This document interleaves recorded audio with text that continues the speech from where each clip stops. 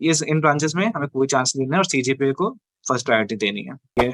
There package can go up to rupees 18 lakhs per annum. तो वो तो exact mandatory हो ही जाएगा। वो तो बिल्कुल मैंडेटरी है, मतलब बट उसको ऑन कैंपस में बात करूं तो 31 lakhs was the highest package in 2023।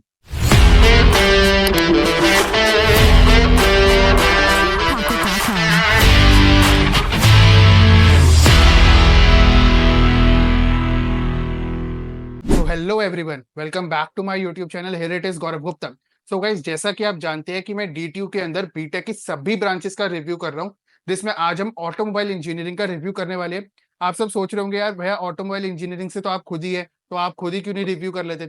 सो यार भाई, ये ना 1:1 जो है मैं सीरीज लेके आ रहा हूँ पॉडकास्ट वाली, इसलिए मैं अपने ही बैचमेट को लेकर आया हूँ। आज हमारे साथ प्रियांक आए हैं। हेलो प्रियांक।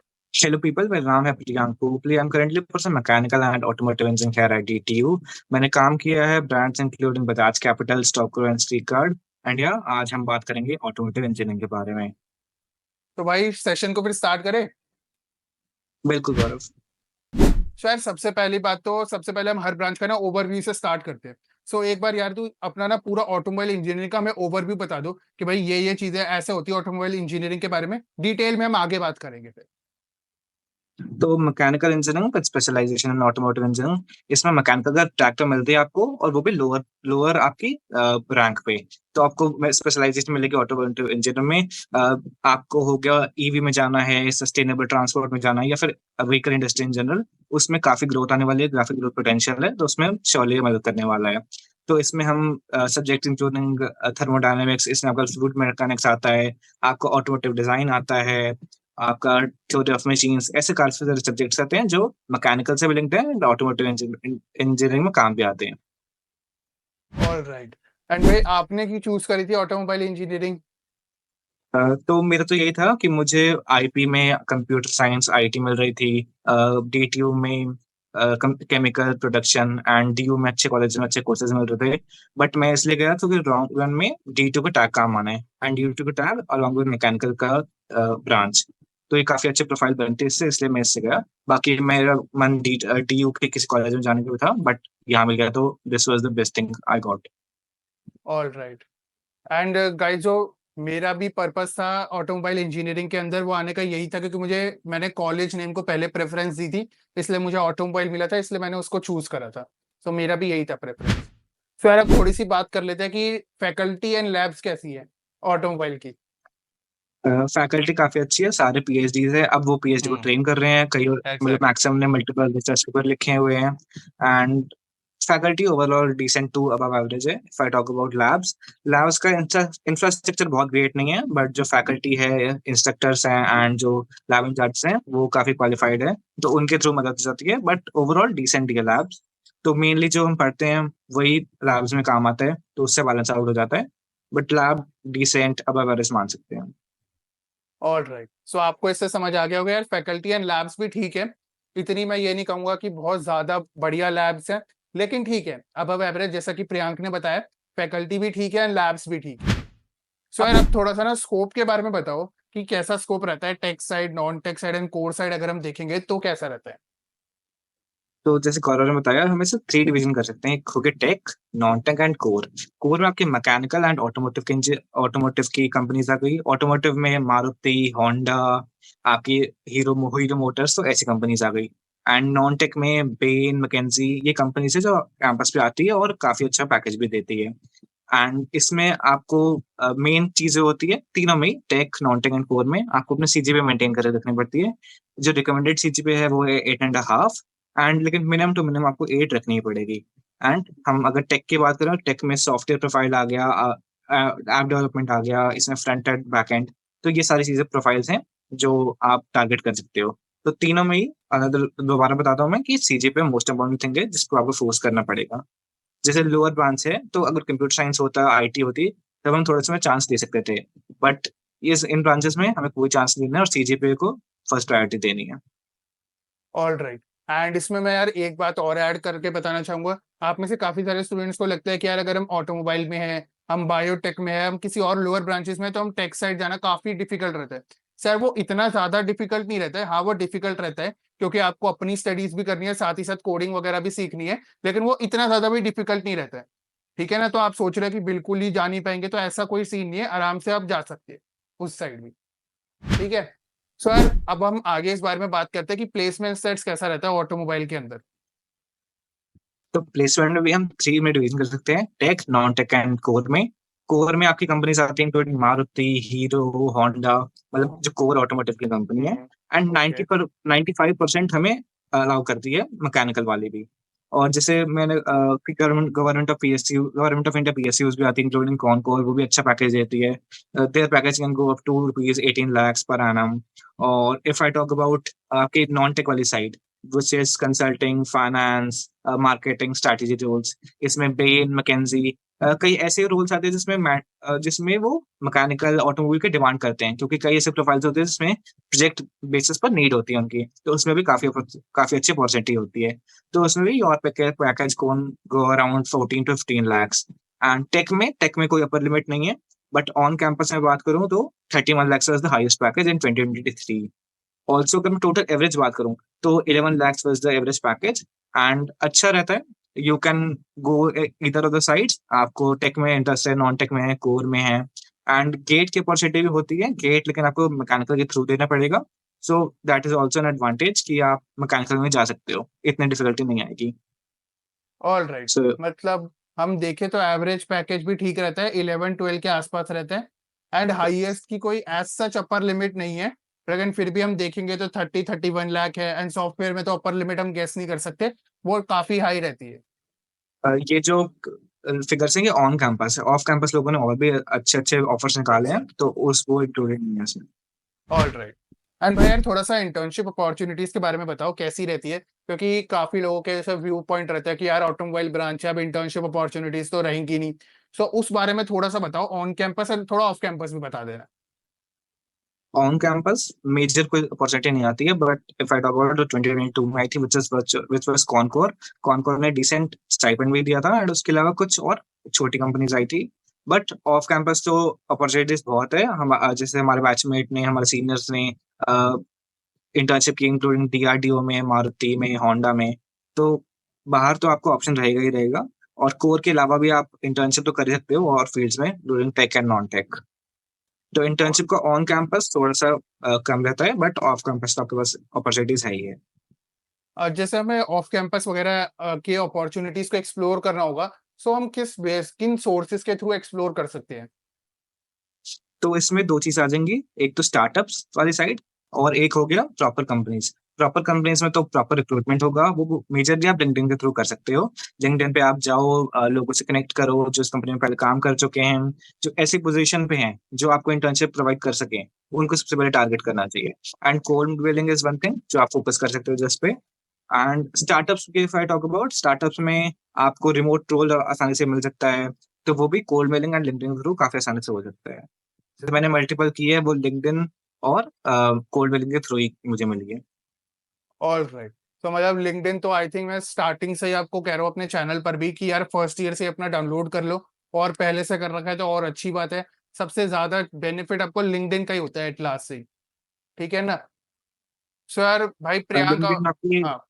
हम्म। लिंक्डइन इंटर्नशिप में मदद करेगा, वैसे नेटवर्किंग और चीजों में मदद करेगा। इंटर्नशिप तो एक चीज होगी, बाकी आपके नेटवर्किंग, पर्सनल ग्रोथ, इन चीजों में मदद करेगा लिंक्डइन। तो वो तो एग्जैक्ट। मैंडेटरी हो ही जाएगा। वो तो बिल्कुल मैंडेटरी है, मतलब उसको डाउनलोड कर लो एंड स्टार्ट कर दो, उसको सीखना होगी मतलब।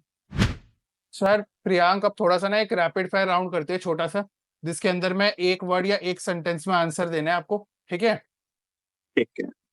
सर, सबसे पहले यार कोई ऐसा मिसकॉन्सेप्शन बताओ जो ऑटोमोबाइल के बारे में रहता है लोगों के माइंड में।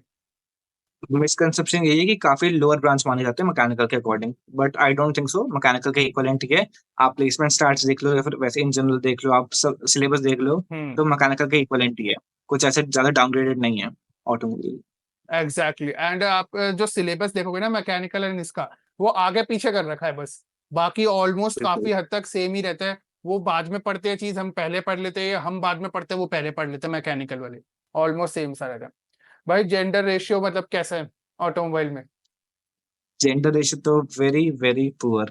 तो इन जनरल में वैसे ही कुछ बहुत ग्रेट नहीं है, और मैकेनिकल, ऑटोमोबाइल ऐसे ब्रांचेस में और भी डाउनग्रेड हो जाता है, चाहे हमारे सीनियर हो, जूनियर हो, या फिर हमारा बैच हो, तो उसमें पुअर ही है रेशियो। एग्जैक्टली अगर हम थोड़ा एग्जैक्ट मैं आपको बताने की बताऊं तो 24:1 के आसपास रहेगा। एंड हमने पीछे भी बिल्कुल। रिव्यूज वगैरह करे हैं, तो उसमें भी ज्यादातर ब्रांचेस में ऐसा ही रहता है। अभी तक आप देख रहे होंगे। सो यार थर्ड क्वेश्चन ये है कि बेस्ट थिंग अभी तक क्या लगी ऑटोमोबाइल इंजीनियरिंग के बारे में। और बेस्ट तो ये लगे कि मैकेनिकल का आपको टैग मिल रहा है लोअर आपकी कट ऑफ पे, और साथ साथ सिलेबस भी थोड़ा सा कंपैरेटिवली आसान है मैकेनिकल पे। तो आपको आप इसमें अपॉर्चुनिटीज बहुत है, including core, tech, non tech and automobile growing industry है, तो उसमें भी काफी मदद हो जाती है।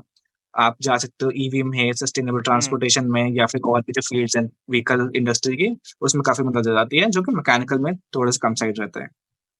All right. एंड एक चीज और इसमें आप देख सकते हैं कि यार मैकेनिकल में ना स्टूडेंट्स बहुत सारे रहते हैं।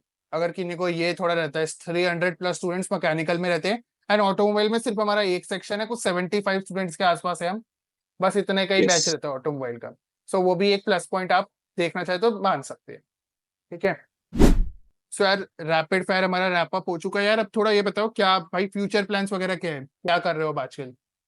मेरा पर्सनली तो फ्यूचर प्लान यही है कि मैं एमबीए करूंगा। एमबीए मोस्टली कंसल्टिंग या फाइनेंस में, एंड अगर पहले वर्क एक्सपीरियंस पड़ा तो कंसल्टिंग या फाइनेंस ही रहेगा मेरा फोकस, मतलब नॉन टेक साइड जो है। All right. एंड अभी भी आप काफी मतलब वो फाइनेंस साइड एंड आपने कुछ स्टार्टअप वगैरह भी कर रखा है आई थिंक, जो मैं आपका लिंक्डइन यस मैं भी। चेकआउट कर रहा था। हाँ बताना। हाँ, मैं एक वेंचर पे काम कर रहा हूँ, वो भी फाइनेंस से रिलेटेड है। अब वो भी मेरे रिज्यूमे में मदद करेगा, और वैसे इन जनरल भी। तो मेरा फोकस फाइनेंस पर ही है अभी तो। मैंने I am also CBA certified research analyst, तो उस पे मैं काम कर रहा हूँ उसी फील्ड में। तो या ऑल मेरा राइट। फोकस भी फाइनेंस कंसल्टिंग इसी में है। All right. सर सबसे चैलेंजिंग थिंग क्या लगी आपको ऑटोमोबाइल इंजीनियरिंग के अंदर। चैलेंजिंग थिंग ये है कि मैकेनिकल कंपैरिजन में थोड़ा सिलेबस वास्ट है। आपको मैकेनिकल तो पढ़नी है, साथ में ऑटोमोटिव के सिलेबस है। ऑटोमोटिव का वैसे तो इजियर है, बट आपको सिलेबस फास्ट हो जाता है, तो थोड़ी सी डिफिकल्टी हो जाती है। एंड या यही है। अब स्ट्रेंथ कम है बैच की, तो थोड़ी सी वो डिफिकल्टी है। जैसे मैकेनिकल में 180 के अराउंड स्टूडेंट्स हैं, बट ऑटोमोबाइल में सिर्फ 70 हैं, तो वो थोड़ा सा पीयर ग्रुप छोटा हो जाता है, बट इट्स ऑल राइट, ऐसे कोई बहुत डिफिकल्टी नहीं है उसमें। All right. तो मतलब चैलेंजिंग सिचुएशन मेरे हिसाब से भी मुझे आज सच कोई फेस नहीं हुई थी मैकेनिकल में। आप पहले लगा था कि मतलब ऑटोमोबाइल में कह रहा हूँ, ऑटोमोबाइल के अंदर स्कोर करना आपका रिलेटिवली इजियर रहता है। अब मेरे हिसाब से देखा जाए तो एंड जैसे मैं पर्सनली भी टेक साइड के लिए प्रिपेयर करता हूँ, तो ऑटोमोबाइल में मुझे इतना ज्यादा नहीं पढ़ना पड़ता।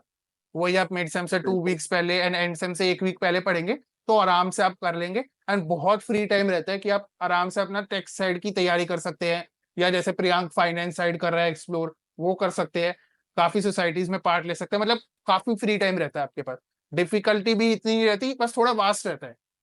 ठीक है ना, तो हाँ। मेन चैलेंजिंग थिंग यही रहे। अरे यार नेक्स्ट क्वेश्चन ये है, वैसे तो हमने बात कर ली थी कि मैकेनिकल एंड ऑटोमोटिव सिमिलर रहती है, लेकिन अगर फिर भी हम इन्हें डिफरेंशिएट करने की कोशिश करते हैं, तो कहाँ तुझे लगता है कि थोड़ा बहुत डिफरेंशिएटर आ सकता है, तो थोड़ी सिमिलैरिटीज एंड थोड़े डिफरेंसेस। तो सिलेबस की बात की तो 70% दोनों में सिलेबस सेम है, मैकेनिकल और ऑटोमोबाइल में। मैकेनिकल में कुछ जैसे सब्जेक्ट्स आ गए, पावर प्लांट इंजीनियरिंग, आपके मैकेनिकल डिजाइन के सारे सिलेबस, ये सारे सब्जेक्ट्स आ गए। बट जो ऑटोमोटिव में है वो आ गए सिलेबस के ऑटोमोटिव इलेक्ट्रिकल, ऑटोमोटिव डिजाइन। तो ये सारे जो सब्जेक्ट्स हैं, ये डिफरेंशिएटिंग फैक्टर है। एंड सिलेबस ऑटोमोटिव का थोड़ा ज्यादा है, बट कंपैरेटिवली इजियर है, तो उसमें ज्यादा डिफिकल्टी नहीं आती। जैसे आपको मैकेनिकल भी पढ़ना है, ऑटोमोटिव भी पढ़ना है, तो सिलेबस थोड़े से बढ़ जाता है, बट इजियर है वैसे तो। एंड प्लेसमेंट में भी अगर 100 कंपनीज आती है मैकेनिकल के लिए, तो ज्यादा डिफरेंस नहीं है, 95% एमएम के लिए ओपन रहेगी, विच इज एई। तो ऐसे कोई डिफिकल्टी नहीं आती। मेजरली ट्रीट दोनों को इक्वल किया जाता है। And if I talk about GATE, तो अगर आपको गेट में जाना है, मतलब गेट करके पीएससी में जाना है या फिर एमटेक करनी है, तो आपको मैकेनिकल के थ्रू ही करना पड़ेगा, विच इज वन थिंग आप देख सकते हो, उसको कंसिडर कर सकते हो while choosing your branch. All right. मतलब मेन मेन अगर हम ऊपर ऊपर से भी बात करेंगे तो दोनों ऑलमोस्ट सेम रहती हैं। ठीक है, एक बिल्कुल। गेट वाला पर्सपेक्टिव जो प्रियांक ने बताया वो आपको थोड़ा माइंड में रखना होगा, कि अगर हम मैकेनिकल और उस साइड मैकेनिकल एज ले जाते हैं। ठीक है, बाकी सिलेबस वाइज देख ले, प्लेसमेंट वाइज देख लेंगे। एंड अगर आपको टेक में जाना है ना, तो दोनों सेम ही है बिल्कुल। तब तो आपके लिए ये बिल्कुल। दोनों सेम ही रहेंगी, कोई उसमें डिफरेंशिएटर नहीं आता है। ठीक है। सो हाँ। ऑटोमोबाइल में स्पेशलाइजेशन है तो इसलिए और आपको बेटर एज मिलता है। अगर आपको व्हीकल इंडस्ट्री में जाना है, ईवी में जाना है, जैसे ईवी काफी ग्रो कर रही है, व्हीकल सेगमेंट ओवरऑल ग्रो कर रहा है, तो उसमें आपको अपर हैंड मिलता है, तो उसमें बेनिफिशियल ही होगा ऑटोमोटिव। एग्जैक्टली। सो यार प्रियांक, हमने काफी सारी बातें करी ऑटोमोबाइल इंजीनियरिंग से रिलेटेड। अब लास्ट में आप व्यूअर्स को क्या एडवाइस देना चाहेंगे, जो कि ये ऑटोमोबाइल जिनको मिल रहा है वो लेना चाहते हैं, या फिर जो अभी फर्स्ट ईयर मतलब जिन्होंने कंप्लीट करा है, तो उनको क्या आप एडवाइस देना चाहेंगे दोनों केस में? एडवाइस ये रहेगी कि काफी अच्छी ब्रांच है, आपको मैकेनिकल का टैग मिलेगा, वो भी टी2 के साथ। तो इससे अच्छी बात को हो नहीं सकती है को कम रैंक पे मैकेनिकल टैग मिल रहा है। और जैसे बताया कि सिलेबस वाइड है, वास्ट है, लेकिन ईजियर है, तो उसमें आपको ज्यादा डिफिकल्टी नहीं आने वाली। और प्लेसमेंट भी ऑलमोस्ट इक्वल है, तो उसमें भी कोई दिक्कत नहीं है। And if I talk about जो फर्स्ट ईयर से सेकेंड ईयर में मूव कर रहे हैं, सीजी पे पर फोकस करना है आपको। चाहे टेक हो, नॉन टेक हो, कोर हो, फॉर स्टडीज हो, आपको एमबीए करनी है, एमबीए में भी आपके अंडरग्रेड के मार्क्स देखे जाएंगे, तो उस पे आपको सीजी पे फोकस करना है। जैसे बताया 8.5 आपको रखनी ही रखनी है, बट अगर उससे उससे कम में थोड़ी डिफिकल्टी आ सकती है, बट 8.5 रखा हो, रिकमेंडेड वही है। ऑल तो राइट। यही एडवाइस है। All right. एंड अगर मेरी साइड से आप एडवाइस पूछेंगे तो सीजीपीए मेरे साइड से भी बहुत ज्यादा इंपॉर्टेंट फैक्टर है।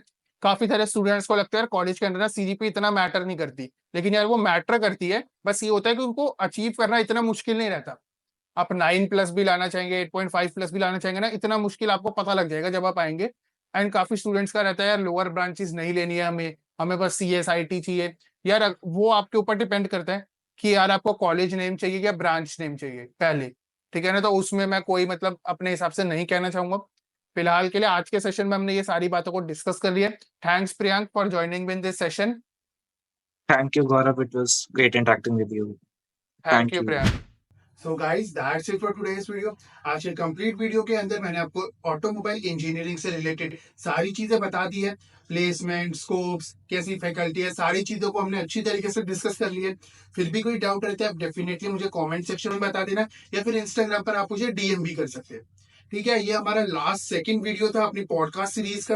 एंड जो लास्ट आपका मोस्ट अवेटेड सेशन बचा वो है एनवायरमेंटल इंजीनियरिंग।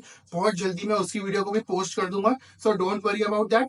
ठीक है, सो आज के लिए इतना ही। मिलते हैं जल्दी एक नए टॉपिक के साथ। जब तक के लिए please do like, share and subscribe to my YouTube channel. And here it is Gaurav Gupta signing out.